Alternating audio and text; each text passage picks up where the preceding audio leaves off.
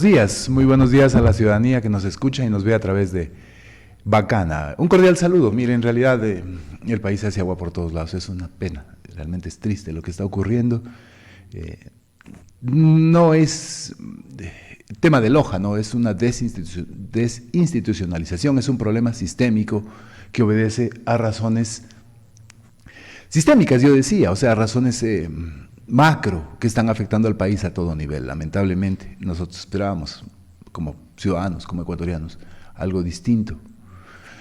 Pero la situación está dada, hay un problema bastante grande que tenemos entre manos, va a ser muy difícil corregirlo. El tema de Alausí en esta madrugada es realmente lamentable, causa mucho dolor ver las imágenes, toda una montaña se ha ido sobre casas. Es triste lo que le está ocurriendo, doctor, al país. Pero la verdad, doctor, si le hacemos así un paréntesis, a una cabra no se le ocurriría vivir ahí. A la vida entera fue peligroso. Pasar fue peligroso. Llovía, deslaves, se iban. Uno no se explica cómo viven, por qué viven en este lugar. En este país tampoco no hay un ordenamiento, ¿no? De decirle a la gente, no puedes vivir en este sector. Ahora más que nunca que tenemos esa central de riesgos. Secretaría. ¿Cómo es? Secretaría. Secretaría de Riesgos. La central de riesgos es otra. Uno solo pasa pensando en los bancos, Sí. en la Secretaría de Riesgos, que no tiene ni son ni ton, secretaría, imagínense, secretarios de qué son estos, de riesgos que nunca jamás, otro elefante blanco, buenos para cobrar el sueldo, nada más. Lamentablemente aquí hay instituciones que nunca jamás aportan.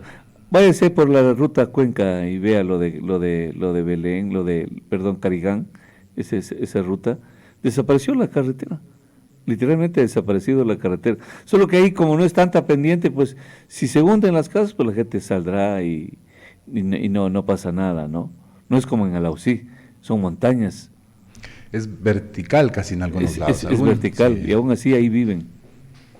Claro, pero en todo caso, más allá de eso, son las instituciones del Estado, la Secretaría de Riesgos, las que tienen que evaluar, mirar cómo está la situación y en función de eso tomar decisiones, evacuar. Lamentablemente en esta ocasión, a pesar de que ya se venía bien preveyendo el peligro, al parecer no se tomaron las precauciones del caso. Mire, yo no quiero echar hacer más leña del árbol caído, pero sí lamentar lo ocurrido. Esperemos que se pueda rescatar a la gente que se pueda rescatar. El día de hoy, entiendo yo, están trabajando el ejército, están trabajando las distintas instituciones. Es realmente lamentable. Yo le decía lamentable porque al país le viene una cosa, todavía no termina de recuperarse, le viene otra. Estamos con el tema de seguridad, todos hasta el cuello, asustados, y de pronto esto, amanecemos así el día de hoy. Claro. Lo de la pandemia, de ahí en adelante creíamos que todo vuelve a la normalidad, pero vemos que no hay tregua. No hay tregua. Otro tema que usted No, en realidad, doctor, hablar el tema que está de moda, el juicio político. Vamos a ver qué ocurre, ¿no? ¿Qué ocurre? Está en manos de la Corte Constitucional, ahí hay varias lecturas. Yo, en realidad, no sé cuál será el rumbo o la decisión que llegue a tomar la Corte Constitucional. Porque hay que considerar que en caso de que la salida del presidente no se dé a través de los canales democráticos, puede estallar un problema social de magnitudes. Eso es lo que se está jugando la Corte Constitucional estos días. Algunas opiniones señalan que la Corte se lavará las manos, aprobará el juicio para que sea la Asamblea la que tenga que resolver. Otros dicen que no darán paso. No darán paso. En realidad, esto se resuelve esta semana, entiendo yo, estos días ya. Tendremos que esperar a ver cuál es la salida al problema. Lo que sí entiendo, doctor, y eso como ciudadano se lo digo, mire, yo creo que es necesario que el presidente dé un paso al costado. Habían ahí algunos elementos. La misma doctora Mae Montaño, que fue ministra del gobierno, de este gobierno. En algún momento, en una entrevista la semana pasada, señalaba... No, apenas la sacaron, ella fue enemiga del gobierno. Claro, pero... No, ella fue enemiga del gobierno. Fue ministra de este gobierno. Fue ministra. Y la sacaron porque la morenita se dedicó a hacer campaña para la presidencia, para su presidencia. De la República. Claro, ella la nombraron ministra y ya se creyó presidenta y comenzó a tener agenda propia.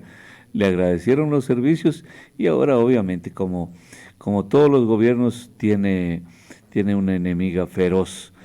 Como todos los gobiernos menos el presidente Correa. El presidente Correa las mandaba sacando, las castigaba, les quitaba el sueldo, las botaba, las suspendía los cargos, las regresaba y lo adoraban. A Lazo no le perdonan una sola vez. La mandó sacando y se convirtió en una feroz enemiga. Pero le buscan cuál es la enemiga. Entonces, esta es, traigamos. No pesa medio gramo la señora en la esfera política. Buenos días. Buenos días, doctor. De Puyengo le saludamos. A usted, al señor panelista.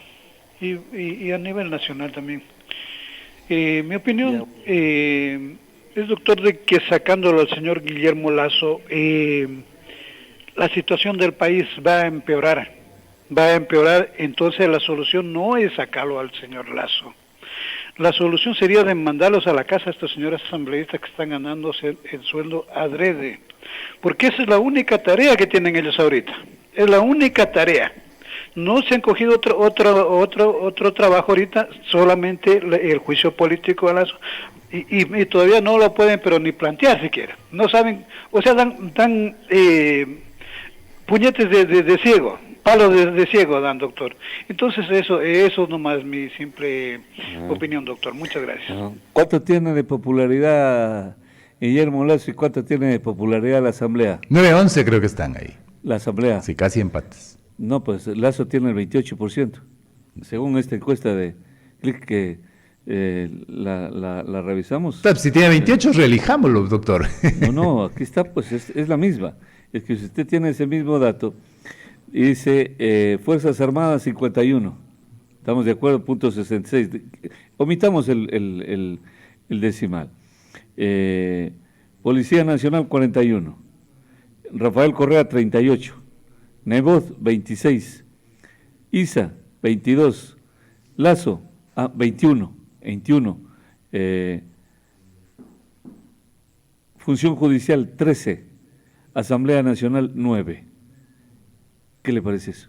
O sea, los del 9 lo sacan al que tiene 21. Sí, pero no se trata de eso. Pero entonces, ¿de qué se trata? A ver, mire, hay una situación política en el país, una situación económica, una situación de seguridad a la que hemos sido conducidos por un mal manejo de los hilos del poder que le encargamos los ciudadanos al presidente Lasso. La situación es insostenible, es inaguantable y por eso es que se plantea este escenario. Hasta los más cercanos colaboradores y gente que lo sostenía se está alejando del presidente. Mire, yo tenía por ahí unos datos. Cuando el presidente Lasso asumió, teníamos entre 8 y 9 asesinatos violentos por cada 100.000 habitantes, más o menos, porque se cerró con 7 el 2021. Eso fue diciembre. Hasta mayo del 2020, hasta mayo del 2021 que él asumió, más o menos 8, 9, 10%, pero ahora estamos en el 35%. Las pandillas creían que iban a seguir haciendo lo mismo, pero les pusieron orden y empezaron a armar relajo en el país. Buenos días, 725-400, le escuchamos, adelante. Gracias, doctor, felicitaciones por el programa y al señor panelista. En verdad, lo que dice algunas cosas tiene mucha razón, el país está bastante insoportable, mucha delincuencia, pero todo esto, ¿quién lo hace? Lo hacen las organizaciones delictivas, la narcopolítica. ¿Quién dejó instaurando la narcopolítica? Todo el país lo sabe. Todo el país sabemos quién dejó endeudando al país. El gobierno no está haciendo las cosas bien. Estamos correctos, no hace las cosas bien como todos. Pero en cambio tenemos un precedente que todos podemos analizar. No necesita ser analista, ni economista, ni abogado. ¿Cómo está el país y cómo sigue? ¿Quiénes están asusando en vez de resolver el problema? Escuché a usted, porque lo escucho desde que amanece de las 6. Ya estoy desprendido del problema de Alaucín. Potosí, hay 6 barrios destruidos totalmente, casas, gente no sabe cuántos han muertos, y el país sigue con esto de las lluvias. Se acaba recién la pandemia, 14 años de saqueo de los revolucionarios que quieren volver al país a toda costa. Con respecto al juicio político, doctor, es una vergüenza. A mí sí me da vergüenza de tener los representantes que tenemos. ¿Por qué? Porque ellos quieren hacer, porque tienen la mayoría, lo que les da la gana, violando la Constitución y violando el Código Penal. Es clarito leer, no sin ser abogado, ni penalista, ni analista. Léalo cualquier estudiante de primer año, el artículo 129, numeral 2. Esos son uno de los, ahí habla de los delitos con los conceptos. ¿Cuáles son estos? Pues todo el mundo sabemos: cohecho, concusión, peculado, enriquecimiento ilícito. Pero es que haya cometido el presidente, pues si a usted lo acusan de algo para juzgarlo, tiene que haber cometido usted uno de los delitos. Pero si comete un cuñado, un familiar, no tiene nada que ver, por un lado. Entonces estos delitos, si los analiza cualquier estudiante, ¿qué significa cualquiera de estos? No le pueden probar al presidente de la República. ¿Por qué? Porque el COIP está clarito, define y tipifica estos delitos. Es basta ahí recurrir al COIP y a la Constitución. 119, numeral 2. Entonces, doctor, ¿qué dicen los asambleístas? Con eso termino, discúlpeme un minutito. ¿Qué dicen los asambleístas? ¿No? Que lo político está sobre lo penal, o sea, sobre la Constitución. Ellos no les importa nada si ha cometido o no cualquiera de los 4 delitos, pero en cambio, ¿qué dicen ellos? Que lo político, porque tienen los votos. Entonces, ¿qué es lo que quieren? Ellos es destruir al país. Ellos lo que quieren es hacer el relajo para que venga libre el que sabemos, el que se fue robando todo lo que pudo, venga la camarilla de los revolucionarios y sigamos como Venezuela, como Nicaragua, Cuba, etcétera. Entonces eso nosotros tenemos de evitar, señor doctor. Gracias, tenemos que evitar esas cosas y querer a nuestro pueblo, querer a nuestra nación que está destrozada, que ya no hay quien nos libre de estos desgracias. Muy bien, muchas gracias. Doctor, perdone usted, la gente se extiende a veces. Sí. Ahora usted decía que hasta el 2021 no hubo delitos. No, momento. Bajó. Claro. Pero en la pandemia hubo 0 delitos. Claro. Casi. Encerrados todos, y ese fue el gobierno de Moreno. Los delincuentes estaban guardados, tenían miedo. Entonces es un buen gobierno, era un buen gobierno, Lenin, porque no hubo delitos. Claro, usted me hace acordar de un concepto que se llama correlación y otro que se llama causalidad, ¿no? Por ejemplo, a veces mucha gente se confunde, pero yo he escuchado gente, analistas, confundir esos conceptos. Le pongo un ejemplo que es exagerado, pero sirve para describir. El gallo canta, ¿no? Y amanece. Hay una correlación. Los gallos cantan en la madrugada y luego sale el sol. No significa que los gallos estén haciendo que el sol salga. Entonces, hay una correlación, pero no hay una causalidad. Entonces, claro, muchas veces en el análisis la gente se confunde, se pierde en eso. Pero la cosa es clara, doctor. Mire, el presidente recibió en sus manos un mejor país de lo que teníamos ahorita, porque ahorita mismo todos los indicadores se han ido depreciando, excepto... recibió el país después de la pandemia y lo recibió mejor. De lo que está en este momento, por ejemplo, en términos de seguridad, hablemos. Por eso, pero es que había seguridad porque hubo pandemia 2 años. No necesariamente por eso. Por ejemplo, la curva de asesinatos ya empezó a subir a partir del 2019. Ya se liberaron todos. Ya empezó a subir. No, 2019 todavía era prepandemia. Sin embargo, empezó a subir, pero eran manejables. En estos momentos, si seguimos así, para finales de año seremos uno de los 2, 3 países más peligrosos del mundo. Ahorita es Guayaquil, Esmeraldas ya está entre las 3 ciudades más peligrosas del mundo. Tiene cerca de 70 asesinatos por cada 100.000 habitantes. Eso es... Sí, yo le creo, o sea, hay una descomposición. Fíjese lo que pasó aquí en la cárcel. Hubo recién... Eso fue el viernes. Una requisa el viernes. Y ellos ya sabían, pese a que era un hecho, se supone, de una operación secreta. Y los reos sabían. ¿Quién les avisó? Uno tiene que preguntarse eso. ¿Quién avisó? Tiene que haber alguien de adentro de la policía o de alguna institución que lidera esto, que tiene relación con ellos. Porque ¿cómo se enteran? ¿Cómo se enteran? Esa es la pregunta. Claro, en realidad son las instituciones del Estado que ya están tomadas por los tentáculos. de estas organizaciones. Totalmente de acuerdo. A nivel sistémico, mire, por ejemplo, a veces yo veía que el gobernador le había llamado la atención a la señora que estaba de directora del registro social hace una semana, ¿se acuerda usted? Registro civil. Perdón, registro civil. Claro, pero esas son buenas acciones, pero son aisladas. Y una acción aislada no cambia un problema sistémico. El problema es de descomposición y es global, es de todo el sistema en todo el país. ¿Cómo se cambia eso? Pues desde la cabeza. El presidente tiene que tomar el asunto entre manos y empezar a resolverlo. Y no se resuelve de inmediato, se va resolviendo de manera paulatina, en el lapso de unos 2 años, año y medio, en el mejor de los casos, y empezamos a ver que los indicadores van cambiando, la cosa evoluciona. Claro, estas acciones, digo, son buenas, pero una golondrina no hace verano, más o menos, para explicarlo. Entonces, lo mismo es en el tema seguridad, lo mismo es en el tema economía. Claro, uno de los mayores problemas, por ejemplo, que tenemos en la ciudad es por gente extranjera. ¿Quién permitió que venga tanta gente extranjera como Pedro a su casa? ¿Por qué falló ese gobierno narco-revolucionario corrupto de Venezuela?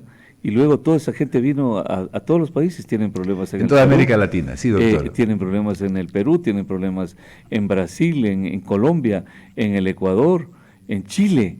En Chile los atacan a los carabineros, de frente, de día, claro, no es que son ataques terroristas, de frente, de día, claro. Le traigo imágenes donde los atacan a los carabineros, estos extranjeros. Es un país grande, Venezuela, 40 millones de habitantes, se fue mucha gente pues huyendo de ahí, de ese país, y nadie sabe, mucho, sobre todo ellos, porque también me va a decir, bueno, de Cuba también han huido, pero no tienen estas características delincuenciales, me da la impresión, ¿no? Generalmente la gente que migra es el estrato más pobre de la población, doctor, los 2, 3 estratos más bajos. No van a cometer estos actos delictivos, los ecuatorianos no harían eso en otros países, ¿no? Son gente formada, son gente con valores, son gente que va a trabajar. Hay de todo. Lamentablemente, doctor, esa situación ya está dada. Ahora la pregunta es, ¿qué ha hecho el gobierno para controlar eso? Usted mismo me señalaba hace un momento, están aquí en las esquinas y ¿qué han hecho? Claro, doctor, esa es la verdad. Y hay recursos internacionales incluso para darles de comer. Tomará en cuenta todo eso. Lo que estamos viviendo, doctor, es una inacción terrible, es una inacción porque son cosas que se podrían hacer. Exactamente. Mire, y para algunas ni siquiera se necesita dinero, es cuestión de poner a mover a las instituciones que ya están destinadas para eso, que ya tienen presupuesto para aquello. Por eso, pero es con dinero, el presupuesto es dinero. Claro, digo, pero, dinero me refiero a algo extraordinario, ya tienen un presupuesto para operar. Totalmente de acuerdo, nos vamos poniendo de acuerdo en eso. Ya tienen un presupuesto para operar, tienen que operar, pero no operan. Ese tipo de cosas, la verdad. Porque el estatus es de refugiado. Un refugiado no anda en las calles mendigando, pues. Los refugiados se mantienen. Vea cómo son los refugiados en Siria. Vea cómo son los refugiados albaneses, incluso en la misma Europa, entrando a Alemania. Vea cómo es esta gente. ¿No? Vea cómo son los mismos palestinos en un país que ya es pobre, ahora Líbano. ¿Cómo tienen? Superan 1 millón de refugiados, pero no hacen esto. Claro, nosotros, le cuento algo, nosotros vamos por el mismo camino porque estamos ya en la segunda ola migratoria. Esta semana, anoche nomás estaba viendo, doctor, el tema de la migración ecuatoriana. Por ejemplo, ahorita están ya pasando a pie por la selva del Darién, es esa selva que une Panamá con Colombia, que es más que hiper peligrosa. Y Ecuador, el año pasado, en enero, tengo por aquí el dato inclusive, en el año anterior, en enero, Ecuador creo que tuvo espéreme un segundo y lo encuentro. A ver, aquí está. Ecuador el año pasado, por ahí pasaron 246 según las autoridades panameñas. En enero, Ecuador, en el 2022. Y en enero del 2023, Ecuador tiene 5.808. O sea que ha habido un incremento brutal de la gente que pasa por ahí, solamente en enero. Esto ya nos deja ver más o menos cómo está el panorama. Y claro, y si la gente se va, pues no es porque aquí la cosa está linda, está hermosa. En ninguna parte está linda, y esa es la verdad. Deberíamos preguntarles, por ejemplo, a los alcaldes. Cójase el alcalde de Catamayo. No dirá, cójase el de Pindal, doctor. No, no, porque todavía no empieza.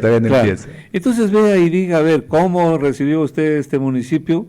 cuáles son sus indicadores económicos, en qué creció, cómo prosperó, cuántos habitantes tiene aquí, qué inversiones hay, y de ahí se va a Gonzanamá y pasa a Calvas, y les pregunta lo mismo a todos los alcaldes, porque las poblaciones son de los cantones, y cada alcalde, cada gobierno seccional debería responder por eso, porque sus presupuestos les llegan de manera puntual, doctor, ¿o no? Sí, en pandemia se retrasaron un poco, pero ya luego creo que, entiendo, están iguales, ¿no? Sí, pero nadie se movía, no había obra, no había nada, no sé para qué necesitaban dinero si todo estaba paralizado. Entonces, mire usted, a ver, ¿cuáles son los indicadores? Usted maneja indicadores. Bueno, ¿Cómo se desarrollan los pueblos?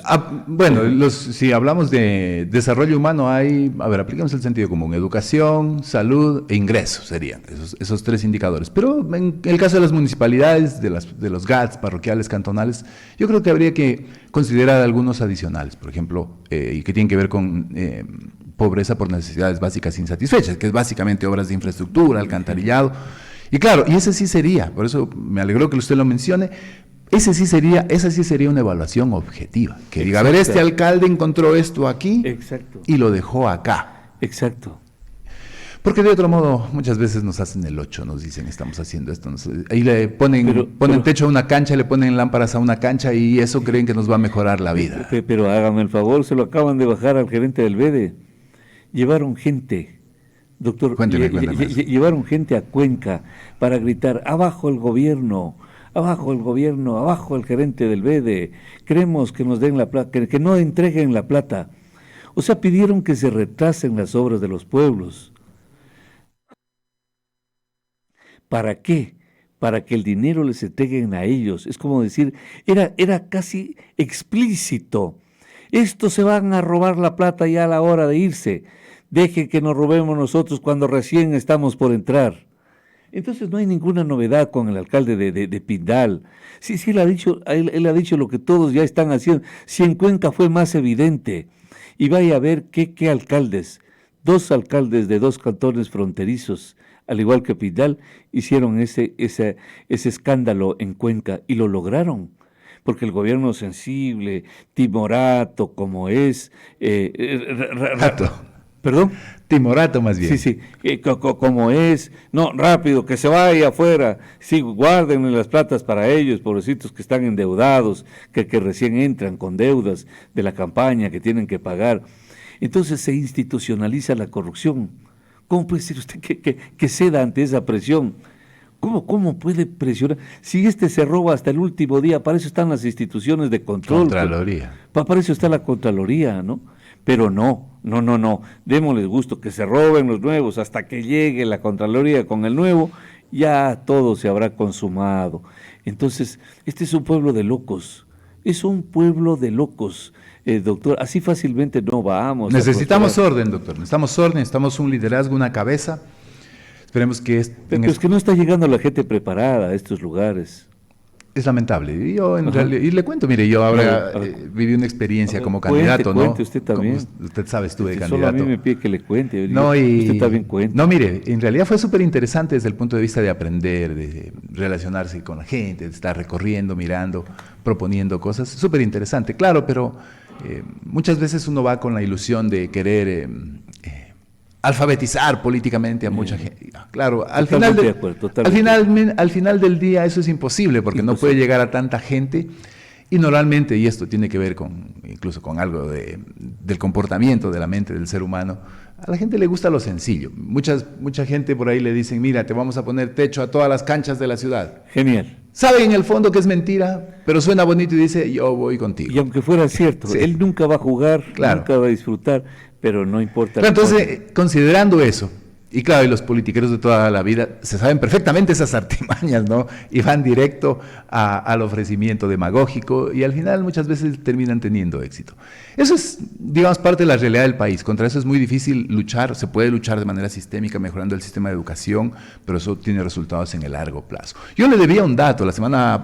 Hace 15 días que conversamos, hablamos un poco de la tasa de natalidad, que son los nacidos por cada 1.000 habitantes. Fenomenal dato. Nosotros estamos en 15.2. Hemos caído, doctor, de una manera bárbara. Hemos reducido la cantidad de Pero, ecuatorianos. pero una caída puede ser también una crecida en estos niveles, en este parámetro. ¿Verdad ¿o que no? Ya lo comentamos. ¿Por qué? Porque entonces que todo el mundo haga ahí, no importa, no hay empleo, que se vayan a... Ya lo explicamos.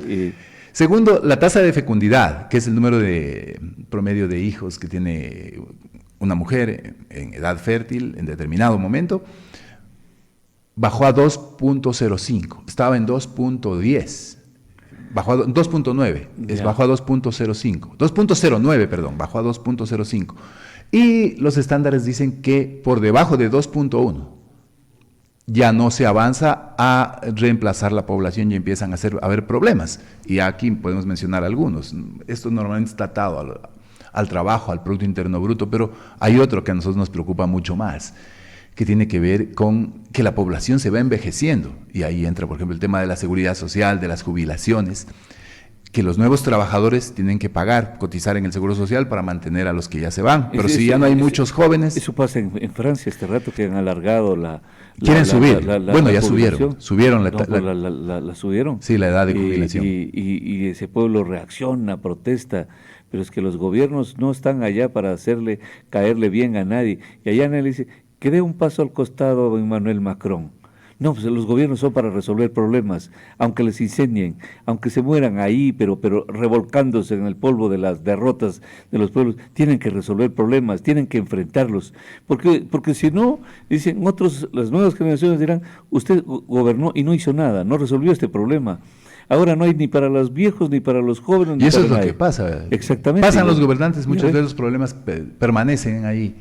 El tema de la seguridad social en realidad, y eso tiene que ver en algún momento, en el país tendrá que cogerse ese toro por los cuernos, porque mire, esos estándares se definieron cuando la esperanza de vida de los ecuatorianos era mucho menor, ahora ha subido. Eso significa que hay que revisar esas tablas o ver un mecanismo de financiamiento para cubrir esos faltantes. En realidad, nosotros hemos bajado mucho, significa que la occidentalización hace efecto. Los jóvenes ya no se quieren casar, o si se casan no quieren tener hijos inmediatamente, y eso en realidad genera... Pues es parte de una formación cultural, académica. Usted oyó siempre que la gente más pobre, más humilde, con menos educación, se generaba esto de los embarazos adolescentes, que usted veía, incluso les ponían como ejemplo, vaya a ver al mercado, madres jóvenes con hijas jóvenes, y las hijas jóvenes con hijos jóvenes ya han dado a luz, vendiendo las verduras, no les alcanza, es una pobreza extrema. Pero ahora estas hijas de las personas pobres estudiaron, se prepararon, vieron una realidad que es inocultable, entonces entienden la situación de esa manera. No tanto, pero estaba mirando el reporte del INEC. ¿Por dónde va? No, en general la población tiene menos hijos, pero por ejemplo, porque los números de hijos de niñas de 10 a 14 años sigue siendo más o menos el mismo, no ha cambiado en el tiempo. Por ahí un poquito se ha reducido, pero casi es no significativo. Lo que en realidad está ocurriendo, doctor, es de que el tema de la búsqueda de empleo, los estudios, el buscar una proyección laboral, social, hace que la gente retrase estas cosas que antes, estas decisiones que se tomaban antes, tener hijos, etcétera, casarse. La tasa promedio de matrimonio ha subido en el caso pero es que es fenomenal, claro, doctor, por una simple razón. Es que antes eso le digo, la niña, que era una niña y ya era madre, estaba al lado de la madre pobre y no le importaba y seguía heredando la pobreza. Ahora ya no, pues. Eso significa que estudian, que ven una realidad, que aspiran a cargos, a empleos prósperos, importantes, dignos, y saben que los hijos atan a veces, las madres se evitan, y los jóvenes también dicen, ¿y de dónde? ¿Y de dónde? Entonces hay un poco más de raciocinio. Yo lo que le decía, doctor, el tema de Francia, de Macron, para que vea cómo se mueven los pueblos. No hay un país más desarrollado que Israel. ¿Y estos días? En estos días, vea usted las manifestaciones y no le dicen a Netanyahu, hazte a un lado, Netanyahu. No, él es un emblema en Israel, Netanyahu. Son emblemas, estos no son gobernantes que salen de la noche a la mañana. Tienen una historia envidiable de sacrificio, de esfuerzo, de formación, de entrega, de nacionalismo, pero de ciencia. Es un complemento de todo para ellos, para llegar a ocupar esos cargos. Miren lo que es un levantamiento de israelitas en Israel, cuando lo tienen al lado al enemigo. ¿Cómo puede ser? Y no obstante, no da marcha atrás. no da marcha atrás y nadie le está diciendo, oye, ándate, para que todos estos queden contentos. Pero no son los sal. mismos casos, doctor. Pero, por ejemplo, a ver, yo le hago una pregunta a la ciudadanía. Claro. Nosotros tenemos la cantidad de muertos por cada 100.000 habitantes que tenemos en este momento. En 6 meses la situación va a ser mejor, va a ser igual o va a ser peor. Este Claro. gobierno ha dado muestras de que ese problema Eso no solo lo es va cuestión de un gobierno. no lo va a poder. Solo es cuestión de que venga un Correa y arregle las cosas. Mire, en realidad el señor Correa no puede venir porque tiene una sentencia. Entonces, ¿para qué quiere tumbarlo al Lazo? No se trata de tumbarlo, doctor. A ver, yo lo que pregunto es, con este gobierno, ¿vamos a resolver el problema de seguridad? Mire, el otro día estuvo el señor Ordóñez, Diego Ordóñez, lo habrá visto usted en Teleamazonas dando una entrevista. No, jamás, no. Y le jamás. preguntaron, a ver, confieso que no. ustedes ofrecieron chalecos, ¿ya están los chalecos? Le decía Milton Pérez, que era el entrevistador. No, todavía no están. ¿Ya están los uniformes que ofrecieron para la policía? No, los chalecos antibalas me refería. Luego los uniformes no, los vehículos no tenían nada. ¿Se no acuerda tenía. cuando hubo, ¿cómo se llamaba este del Guayas en el gobierno de Correa que compró los chalecos y ahora está prófugo de la justicia? ¿Cuál? Antón me parece que es el apellido, alguien que sepa más de nombre. Fue el primero de la agencia nacional de la agencia de tránsito del Guayas, que compró todos los chalecos que no valían para nada, estos reflectores, y luego huyó en el mismo gobierno. En el mismo gobierno tuvo que huir, ya no se aguantó más. Pero la Se ATM bajó. no depende del municipio de Guayaquil. No, pues esa agencia del Guayas, la agencia de tránsito del Guayas pertenece a la Agencia Nacional de Tránsito del Ecuador. Entonces es una de las primeras instituciones independientes que hay en el país, y huyó. Entonces a lo mejor las picardías y todo eso. Mire, en ese gobierno me decía un amigo mío, no, vea usted mismo, usted estuvo en Motor Show este rato aquí en la feria. ¿En qué? En Motor Show. No. Un espectáculo muy bonito que hubo acá en la feria. Exposición de carros nuevos y todo eso. Me contaba uno de ellos. Dice, ya ves, dice, ¿cuántos carros crees que compró tu pana Serrano? Me dijo. Pana es que va a ser Serrano.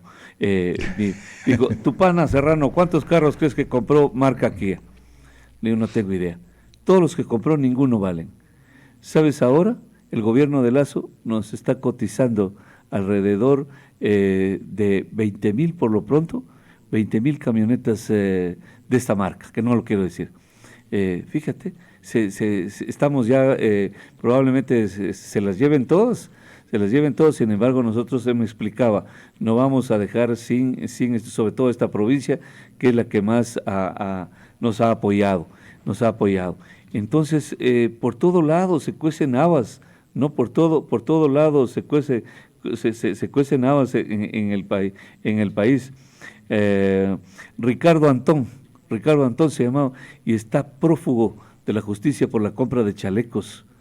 Fíjese usted, este país es de corruptos, es de locos, es de locos, y eso me comentaba este sábado que estuve ahí en la feria, ¿no? Dice este amigo mío, déjeme leer este mensaje. La declaración del alcalde electo de Pidal y de Pachacuti con la otra declaración es una vergüenza internacional. La reacción de Francia, dice, sobre los cambios a la jubilación va a impedir la reforma ecuatoriana. Ese país siempre ha iluminado al mundo. No se olvide que así le decían el país de las luces, ¿no? Fíjese, este hombre, este hombre recorre el mundo entero, la persona que me envía este mensaje, pero en el mundo de la academia. Estoy hablando en el mundo de la academia, no viaja al mundo entero comprando mercadería, no, viaja en el mundo de la dando conferencias, dice usted. Buenos días, Freddy, dice, la solución para evitar tanta delincuencia es que el gobierno de Lazo deje a los narcotraficantes en paz, no les decomise la droga y les deje pasar tranquilamente como lo hacía el gobierno de la Revolución Ciudadana.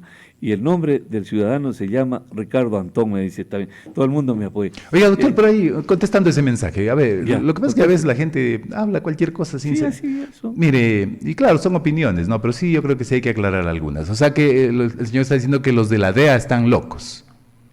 ¿Se acuerda usted que la DEA... No, todo lo contrario. No, está diciendo que los de la DEA son los que están haciendo con los ecuatorianos, están haciendo buen trabajo y la delincuencia se ha alborotado. Mire, usted alborote un panal. No, ¿Ha alborotado claro, algún panal lo entiendo. una vez usted? Yo, claro. Cuando éramos muchachos, la cara Pero- toda picada andábamos por ahí. Qué bonito, pero- qué bonito, me alegra, porque un panal usted pasa Sí. por debajo, tranquilo, despacio, sigiloso, no pasa absolutamente nada. Pero si mueve la rama, pero si le bota una piedra, salen ese claro. enjambre Lo que usted está diciendo es que Lazo ha botado la piedra y lo al panal. persiguen hasta hincharle todos los ojos y hasta lo pueden matar. Si sabe usted que Claro, las abejas- con unas 50, 100 picadas, y si es alérgico, muere con una. Exactamente. Doctor, mire, déjeme decirle algo. Qué bonito que es conversar con la Claro. gente culta, ¿no? Es Mire, muy bonito. la DEA en ese momento condecoró al gobierno nacional, a José Serrano. La DEA es el Departamento Antidrogas de los Estados Unidos. Y usted debe recordarlo. Sí, Entonces, sí. digamos, eso releva cualquiera de estas cosas que dicen. Yo a veces las escucho.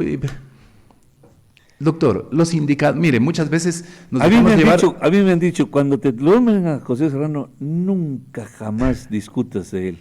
No digas una sola palabra y el asunto está resuelto. Claro. Siempre me han recomendado eso. Mire. De modo que todo lo que usted diga de él está bien dicho. No, en Está- realidad está- no está fue para bien él, dicho. fue para el gobierno, Está- fue para el está bien gobierno. dicho. Pero doctor, hubo un reconocimiento, una felicitación por los resultados en la lucha antidrogas. Y eso se ve complementado con los indicadores, doctor. Se ve complementado con los indicadores. Muchas veces la gente se deja llevar. Yo, por ejemplo, escucho ahí a ratos las llamadas, digo, no puede ser, ¿no? No, Por una, por una mire, opinión. Es que este amigo no es amigo. Porque recuérdale, dice, ¿qué va a ser amigo este amigo? Dice, recuérdale que el matrimonio del narcotraficante en Manabí que estuvo cerrado. No me hagan meter en problemas, ya les he dicho, díganlo ustedes, pero no me digan a mí, digan ustedes, llamen por teléfono. ¿Cómo van a llamar si está bloqueado el teléfono? También es cierto. Mejor es avanzar. Doctor, el hecho es que estamos en dificultades todos los ecuatorianos. Como país, oiga, está y la cosa deberíamos, complicada. y deberíamos unirnos. Yo, le voy a dar mi criterio personal, y es solo una opinión, que no se la tome como un pedido ni como una verdad, es una opinión. Doctor, yo creo que Ecuador tiene los cristales rotos. Lo que habíamos hablado alguna Sí, vez, en la campaña, en la presidente Lazo tiene los cristales rotos. Y si el presidente tiene los cristales rotos, cualquiera puede vandalizar el auto, como hablábamos en ese ejemplo en aquella ocasión. Entonces, la única forma de empezar a salir, desde mi perspectiva y basado en esa teoría, es reparar esos cristales rotos. Yo creo que Y un cristal roto nunca se repara, se cambia. cambiarlo. Entonces, Ok, si el presidente Lazo tiene los cristales rotos, yo pienso que por medios democráticos hay que buscar el Qué reemplazo. bonito, o sea, hay que esperar que termine, porque O por medio que a través de alguno de los artículos de la ese- Constitución ese es sea el único, reemplazado. ese es el único mecanismo más democrático que Una hay, cosa que no podemos permitir, doctor, es, mire, yo, por ejemplo, yo soy enemigo, y pueden incluso de mi organización política, en algún caso por ahí alguien discutirme. Yo soy enemigo y no considero que esté bien porque sentaría un precedente nefasto que un presidente sea sacado a través de una revuelta popular, número uno. Y número dos, tampoco a través de un golpe de Estado militar. De eso tenemos que olvidarnos porque ya tuvimos muchísimo. Si se le cambia, si sale, tiene que ser a través de lo que está escrito en la Constitución, o que termine su periodo si es que las circunstancias le dan para ello. Eso nada más. Doctor, Eso nada más, doctor. Sí, no, me parece bien, lástima el tiempo, iba a sacar un vídeo donde el expresidente Correa les dice horrores a los de la CONAIE que se levantan a las calles y los ataca de manera furibunda, los ridiculiza, los ofende. Pero eso qué tiene que ver, doctor, con la situación actual. Es que es lo mismo, porque cuando él era presidente, nadie le decía, señor presidente, usted dé un paso al costado. Es que ese es el punto.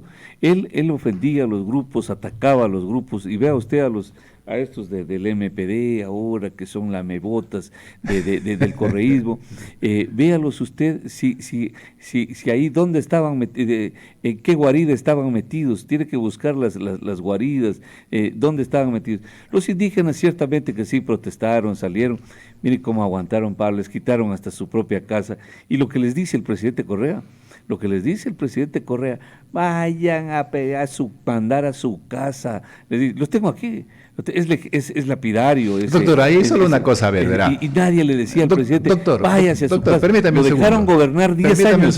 Permítame un segundo. A ver, esto es política, doctor. Incluso hay una ciencia que se encarga de estudiar el ejercicio de la política y particularmente el conflicto, la sociología política, doctor. Siempre va a haber, mire usted, hace unas 3 semanas aquí el gobernador se deshizo en insultos a mi persona durante unos 20 minutos. La política es así, a veces el ejercicio del poder genera conflicto. Entonces, yo en eso no le veo, en realidad, como ciudadano incluso, yo lo que veo son los indicadores, doctor. ¿Cómo estaba el país con determinada política pública y cómo está con otra política pública? Yo le decía hace un momento, es mi opinión personal, de que difícilmente va el presidente Lasso a poder rever, a poder cambiar, a poder dar un giro a la situación que estamos viviendo. Es lamentable, es triste, nos afecta a todos, pero esa es la realidad. Mucha gente considera y coincide con esa opinión. Tenemos que ver ya, cerrando, qué dice la Corte Constitucional al respecto esta semana y en función de eso tenemos que coger un camino que sea, insisto, constitucional. Pues nosotros casi poco nada, incluso sí se ha dado cuenta que nosotros poco nada podemos hacer como ciudadanos. Hay lo que, para las que sean, candanguita, no, lo que venga, ¿no? Y como nosotros hemos exigido esta mañana, aquí lo que sí podemos evidenciar es entrada y salida de carreteras de Loja, 0, Polito, 0. 0, Polito, 0. La delincuencia, nadie controla, los niños explotados, utilizados en las esquinas, nadie.